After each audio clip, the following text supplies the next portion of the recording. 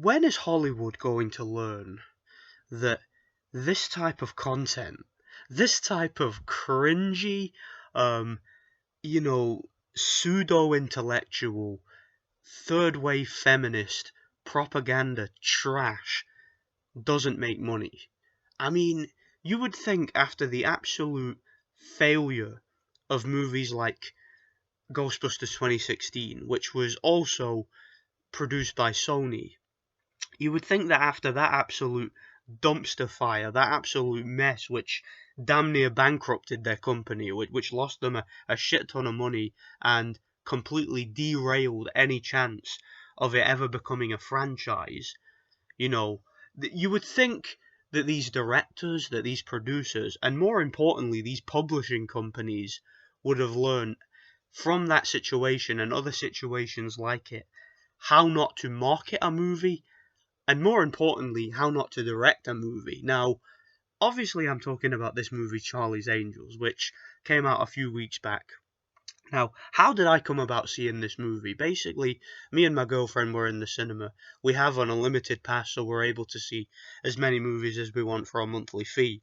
And we went to the cinema specifically to see the movie Knives Out. However, it turned out that the movie Knives Out, wasn't on a decent enough time. It wasn't. We'd already bought snacks and stuff like that, and it wasn't coming on for another 2.5 hours. So we booked a ticket to see Knives Out in 2.5 hours. We just needed some way to kill the time, so we went to see what else was on, and the only other thing on at that time, unfortunately, was Charlie's Angels. Now, we went to see it in a damn near empty screen. There was like 3 other people, so they cannot give tickets away to this movie. I'm not even kidding. Like, nobody. We actually looked at all the cinema listings before we booked the seat, and there's literally nobody watching this movie, and I am not surprised that this movie has bombed so badly, because they are literally playing it in front of empty seats. I'm not even kidding. It's absolutely ridiculous. And basically, we sat through this movie, and we found ourselves like constantly in shock at every single scene. Like, I'll start with the dialogue, right? The dialogue in this movie it's classic pseudo third wave feminism, trying to be funny dialogue. Like that, they're just it's the type of dialogue that is so unfunny that you wonder if it's entirely sarcastic. You wonder if the movie is actually a parody taking the piss out of itself. Like, I'll give you an example of what I'm talking about. So there's a scene in this movie where Kristen Stewart says, "We need to go to Hamburg," but surprisingly, that isn't where hamburgers were made. See when she said that, like me and my missus, we looked at each other, we stared at each other for about 15 seconds, as if to say, "Are you hearing this shit? Did she really just say that?" Like, guys, I'm fucking, oh my god, like I can't even. I'm so embarrassed to say that I actually saw this movie in a theater, man. Like, oh, I'm gonna burst out laughing. It's like me and my missus were mortified. And do you know what's funny? Do you know what's so funny about it too? I mentioned there were 3 other people who went to see this movie. Do you know who those 3 other people were? It was 3 guys who were there themselves, sitting on their own. There was no women going to see this movie. There was no like couples or groups or anything like that. There was 3 like really strange looking men sitting at like other sides of the theater who went to see this movie on their own. Like those are the only type of people that are seeing this movie. So I mean, I don't think that Elizabeth Banks's strategy of, you know, marketing this as a feminist movie, I don't really think that's worked very well, has it? And speaking of Elizabeth Banks, man, the way that she went about marketing this movie to the press and to the potential viewing audience was very modern, very progressive, wasn't it? It was classic 2019 SJW director. Basically, she decided to market the movie by insulting a huge contingent of her potential viewing audience. And what I mean by that is the original Charlie's Angels movies, which were self-aware, dumb action comedies. They knew what they were, and people enjoyed them. And pretty much most of the fans of those movies were men. Right? Those movies were directed at men because they were kind of like Dead or Alive and whatnot. It had women, looking the way they did, doing martial arts and whatnot. It was a very cheesy, self-aware action comedy that more men liked than women. And she decided to just insult an entire contingent of potential customers. Just insult them and say, "Yeah, the movie isn't for them. It isn't for men. This is a feminist movie for women. This is girl power." And so yeah, blame the men and say, "Oh yeah, this movie isn't for you," and attack and insult men, and decide to make every single man in the movie a bad guy and whatnot. But then when men don't see the movie, and then when the movie bombs at the box office, when the movie doesn't even make its budget back, suddenly she comes out and decides to blame men. So she's blaming the people who she told not to see the movie. She's blaming the people who she herself said the movie isn't for because they didn't go to see the movie. She's coming out with statements like, these, white men don't like feminist movies. Really? Well, perhaps you shouldn't have called it a feminist movie. Perhaps you should have just called it, I don't know, a movie? And just let your viewing audience be organic. Let people who might like the idea of this action movie go and see it. But likelihood is the movie still would have bombed because the movie was trash. I mean, this movie was. Where do I even start? First of all, I mean, with it being, I guess, an action movie, you have to start with the action. The action in this movie is so laughably bad. It makes Taken 3 look like a good action movie. I mean, at least Taken 3, as shit as that was, and as terrible as the action, and as disorienting as it was to look at least it had Liam Neeson giving a good performance.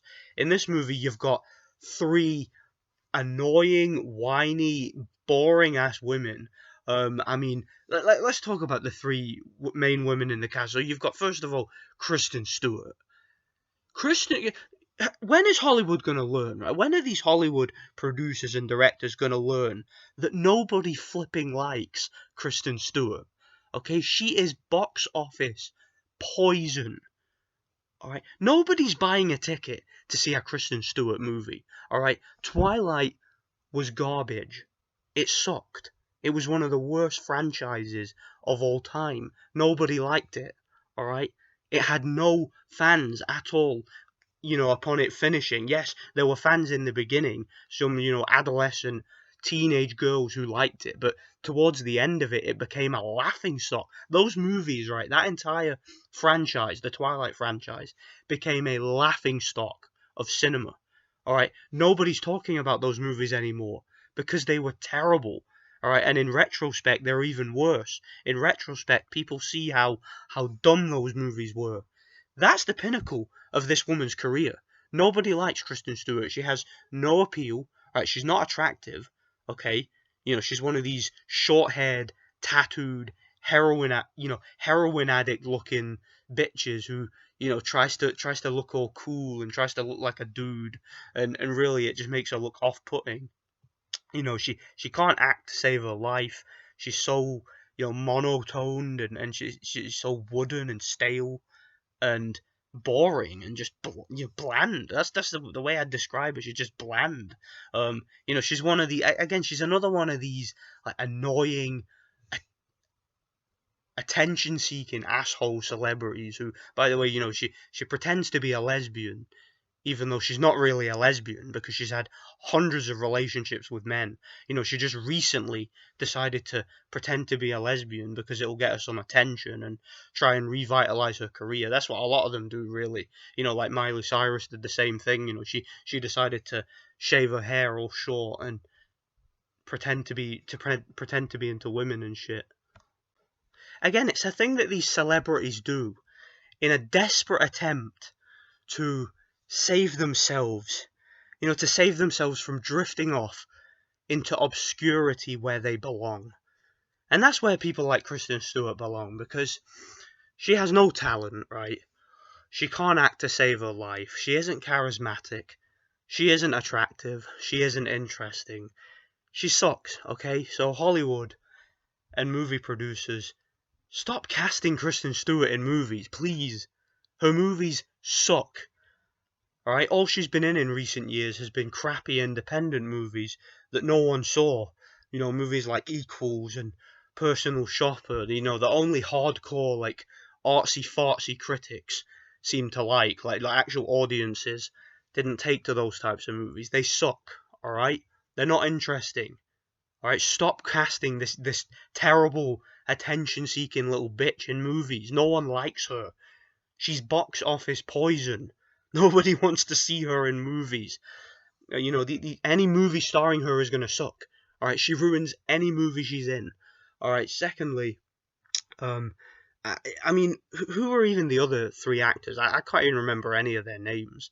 There was the girl who was in Aladdin. She's in this movie. I can't for the life of me remember her name, but again, she gives an equally terrible performance here as what she gave in that movie. She's just annoying, acts like a pure idiot the whole movie. Then by the end of the movie, all of a sudden, she can do anything and everything because the plot desires her to do so.